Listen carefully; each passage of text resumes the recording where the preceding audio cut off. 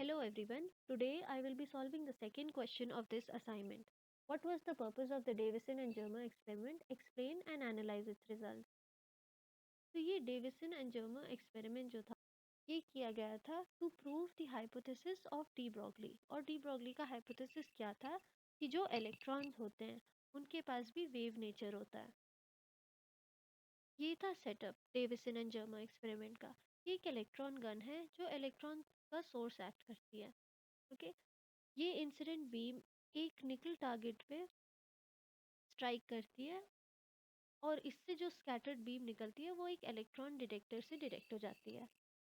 तो हम लोग ने जो वेरिएशन था स्कैटर्ड इंटेंसिटी और स्कैटर्ड बीम का, it's variation with the angle of scattering, मतलब डिफरेंट एंगल्स पे स्कैटर हो सकती है। तो ये जो वेरिएशन था intensity of the scattered beam with the angle, ये हम लोग ने मेजर किया डिफरेंट वेरिंग वोल्टेजेस के लिए।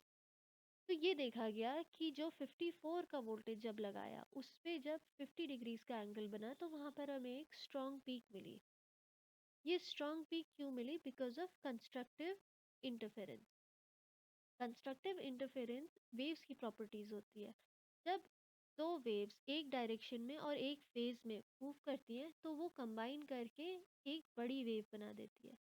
और यही देखा गया इस एक्सपेरिमेंट में भी कि जो कंस्ट्रक्टिव इंटरफेरेंस आती है वो होती है due to the scattering of the electrons from different layers of the crystal. ठीक है, तो जब इस एक्सपेरिमेंट का हम लोग ने वेवलेंथ मेजर किया, डेविसन एंड जर्मर ने जब ये एक्सपेरिमेंटल वेवलेंथ मेजर की तो उन्होंने देखा कि it was equal to the wavelength given by de Broglie for electrons.